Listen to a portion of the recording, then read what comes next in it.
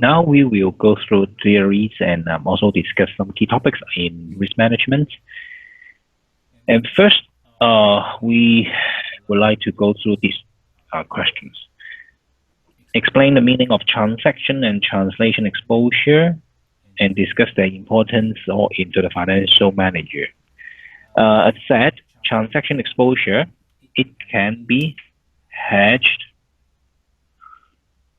by different instruments. But for translation exposure, it's about the matching.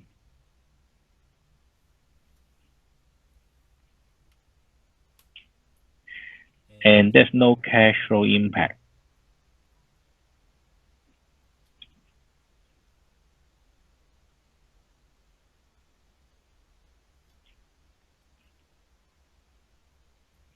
Okay, so let's see the details of these two exposures. Transaction exposure is the risk of adverse exchange rate movements occurring in the course of normal international trading transactions. So it is a transaction-based or trading transaction-based. This arises when import or export are fixed in foreign currency terms. This form of exposure can give rise to real cash flow gains and losses. So here the keywords is for transaction exposure. Why we concerned about it. Why we prefer why a lot of hedging instruments like forward, like money market hedge, like futures market hedge. Why we need all those tools to hedge the exposure, because the real cash flow gains and losses are occurred. And therefore, an important function of treasury management is the assessment and management of this risk using various hedging techniques. Okay, it explains why we need to hedge transaction exposure. For translation exposure, it arises from differences in the currencies in which assets and liabilities in the balance sheet are denominated. If a company has different proportions of its assets and liabilities denominated in particular currencies, for example, like a foreign subsidiary, okay, its balance sheet will be converted in local currency by each balance sheet date. Then we have the translation exposure in that particular subsidiary. So here it explains the exchange rate movements are likely to have varying effects on the value of these assets and liabilities on the book. These effects become most obvious when consolidated group accounts are prepared and the values of assets denominated in foreign currency are translated into home currency. The importance of this form of exposure to the financial manager stems from the fact that this could influence investors' and lenders' attitude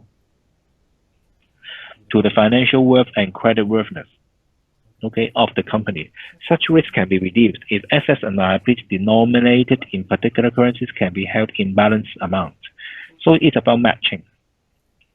How you match the assets and liabilities.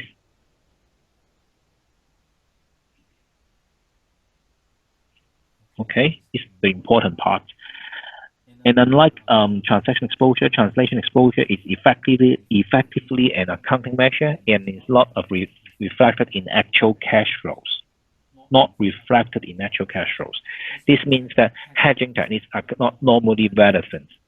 So you only match the assets and liabilities if you would like to minimize the translation exposure.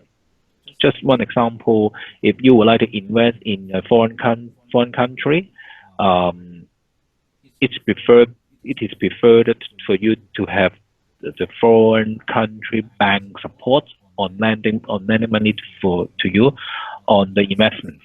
Okay, there are some, for example, some other tools like if you have a subsidiary in a foreign country, and then you can negotiate with your local bank, and you can provide a guarantee through your local bank to, for example, if your local bank has a foreign country bank operations, then you can provide the guarantee on that particular subsidiary in a foreign country through the bank, and the bank in the foreign country can provide the financial supports like lending facilities to your subsidiary in foreign country.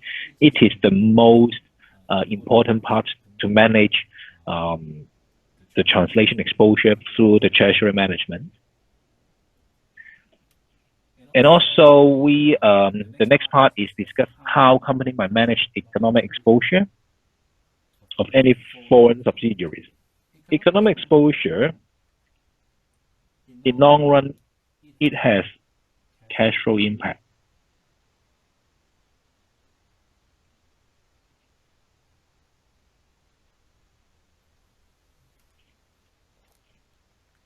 In long run, it has the cash flow impact.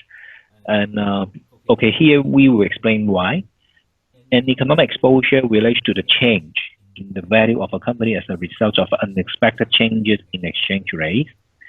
Unless there are non-contractual future cash flow, it is difficult to hedge economic exposure. Using options, swaps, or other financial hedges as the amount of exposure is unknown. Okay, the key characteristic of economic exposure is the amount of exposure is unknown. So you don't know how much that you need to hedge. Because we don't suggest overhedged.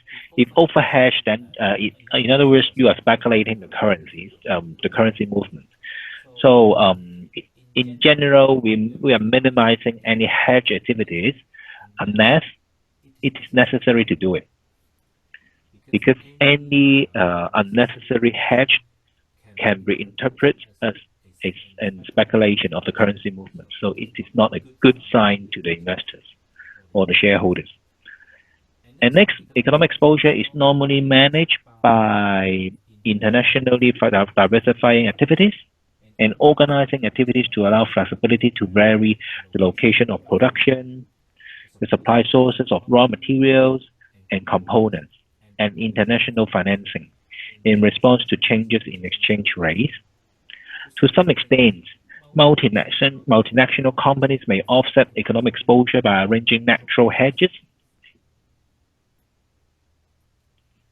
It means that only the international company or multinational company can do it because they have different operations in the world. Then how can they arrange the natural hedges? For example, by borrowing funds in Argentina and then servicing the interest payment and repayment of principal on the borrowing with cash flow generated by subsidiaries in Argentina. So it means that international netting here.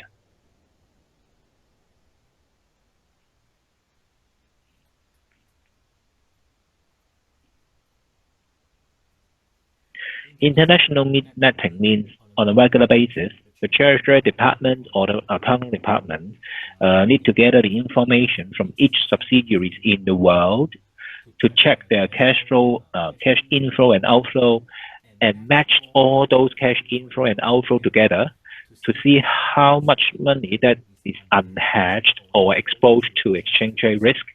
They just hedge for that particular unhedged position.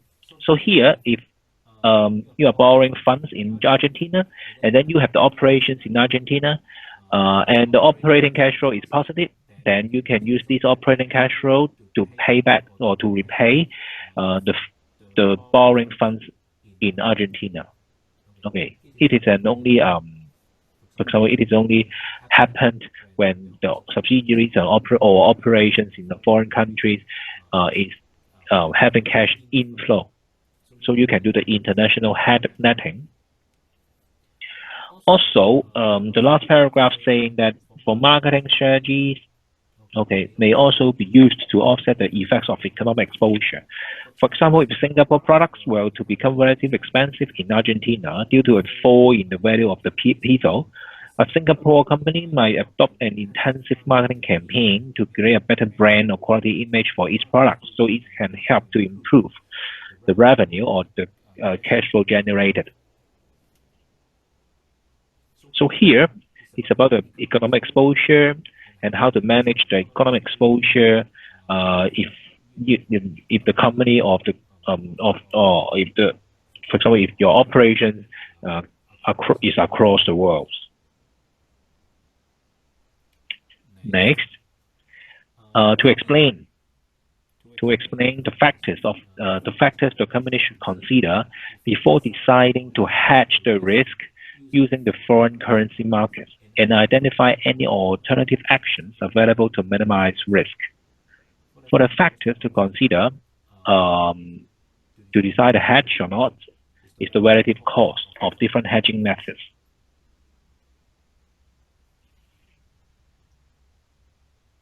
Okay, cost cost is very important. Okay, you have to choose the lowest cost method to hedge. And second, the ability of staff to manage the techniques, given that there is not a specialist treasury department. So sometimes the accounting department is responsible for managing the foreign currency risk, and they are not the specialist treasurer. So they have the concept and they have the knowledge, like all of you studying ACCA. You have the knowledge and you have the principles how to hedge. Okay, but you are not the specialist or expertise in managing foreign exchange risk, for example. Then you have the knowledge, and then you can only apply your knowledge to handle it. So I'm confident you can handle it, but you're not a specialist. So maybe the hedge may not be perfect. Okay. If you have the specialist in treasury, then the overall operations is so different as a qualified accountant to manage. Third point, or third factors to consider is the attitude of the companies to risk. Some companies, they are more aggressive, the other more conservative. And about risk, if conservative one, okay, they may consider fully hedge.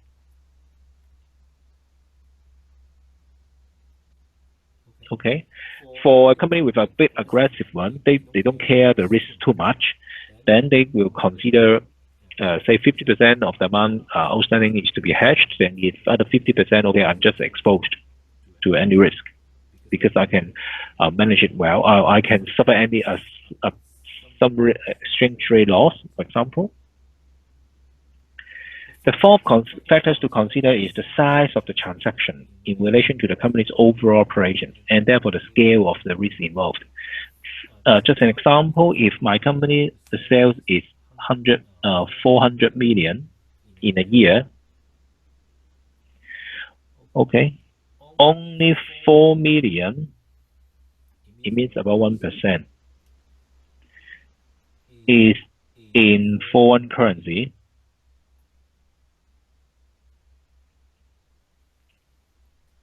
Okay, sometimes because the amount is so small, the receipt of this 4 million across the years may be only a few $100,000 per month. In other words, it is quite time consuming to hedge a few thousand or a few 100,000 per month by a company. So the size of the transaction to be considered is too small to do the company. Then it may not go into any hedging activities or hedging methods on it. Just go to the spot market and then to change the foreign currency into local currency when you receive it. So no hedge. Okay, it is possible. It is possible for a company to do it because the size of the transaction is too small. The last point is the perceived level of risk attached to the currency in question. It depends. For example, it depends if if for some like UK, like Europe, Japan, US. Okay, these are major currency or the major currencies are from these countries. Here is the British pound and also the euro, Japanese yen. and US dollars. Okay. The perceived level of risk for this currency in general is a bit more stable, not fluctuated too much with each other. So the risk should be a bit lower than the others. And in some Africa countries or some other South American countries, the perceived level of risk is so high because the currencies, some history showing that some countries' currency may depreciate 40, 50, or even 100, 90% per year. Then you have to concern this question as well when you decide whether to hedge or not.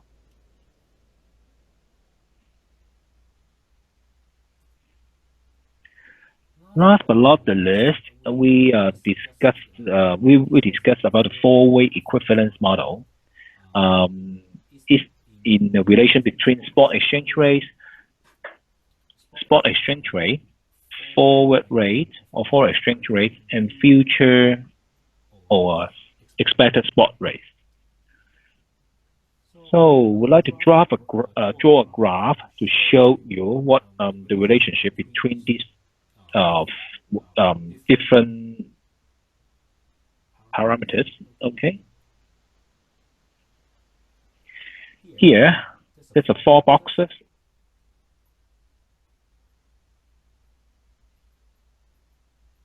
Here is the difference in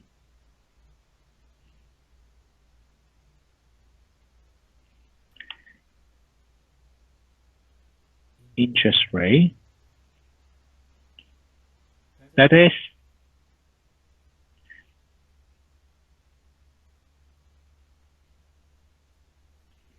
interest rate difference.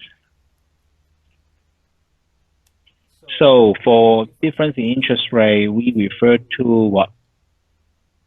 To the interest rate parity theory, right? So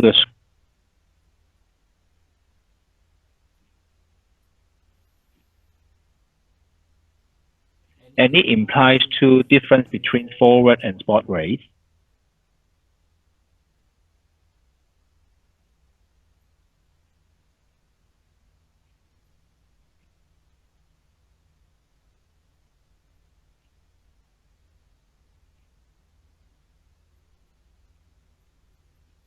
Which is forward and spot rate. And here is the showing by the interest rate parity. And difference in interest rate here on the top right corner is the expected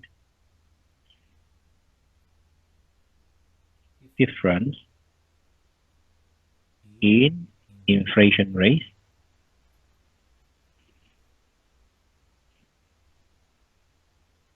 which is 1 plus HB divided by 1 plus HC.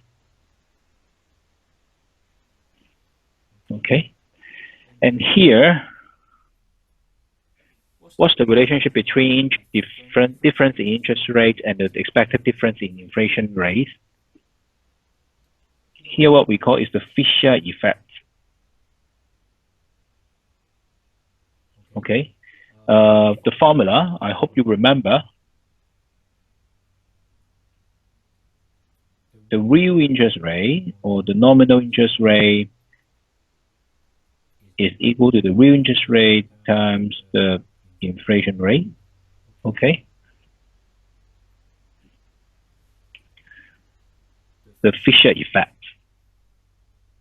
So the expected difference in inflation rate can be implied into difference in interest rate. And for here, the expected difference in inflation rate, or bottom right corner, is the expected change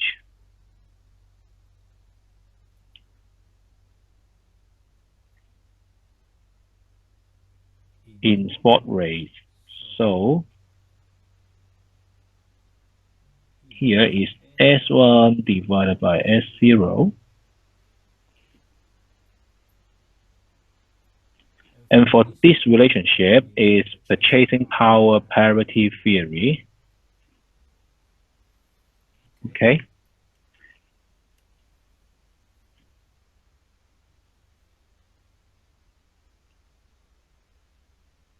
And here,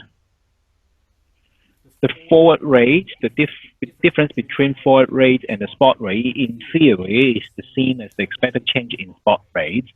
Here is the expectation theory.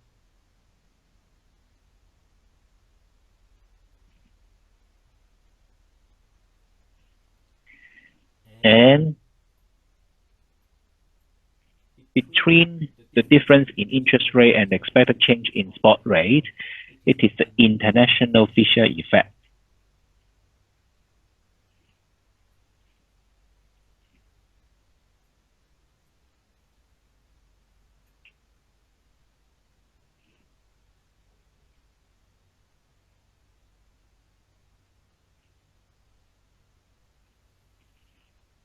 Okay, so here is equal.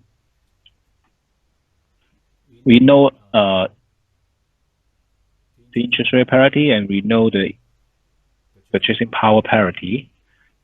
And here, the expectation theory here shows that they are equal together. International Fisher effect, yes, equal together. And here is also equal. And from this graph, you know that forward equivalence means is the equilibrium if all these are satisfied. So in theory,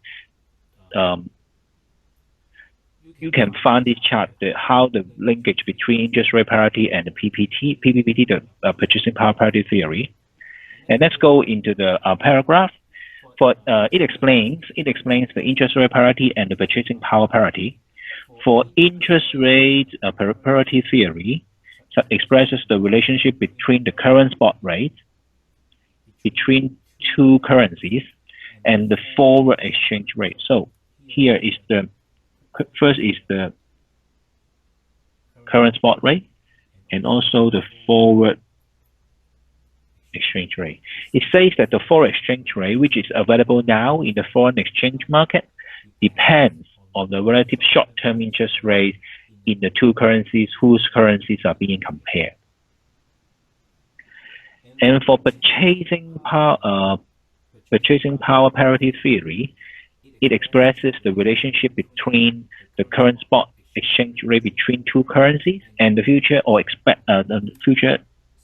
expected spot rate.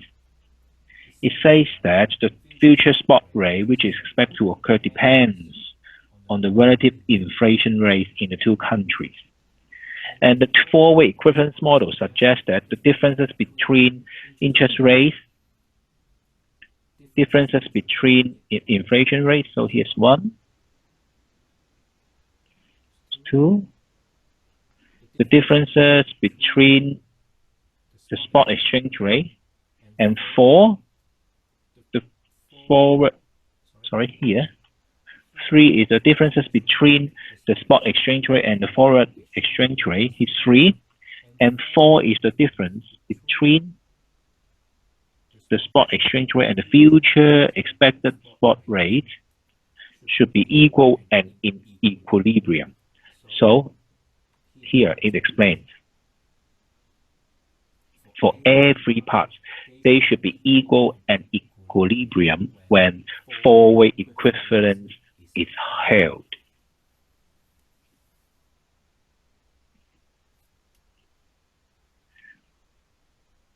All the theory, I think the major theories and explanations of risk management are captured here, together with the mind map. I hope you understand well of the topics here. We just spent about how many minutes? We just spent about 1 hour to explain the mind map and also the theories, and also we discussed about it. And I hope you understand it well, and then we can prepare for the questions ahead. Or to review all those questions in examinations, in the past examinations.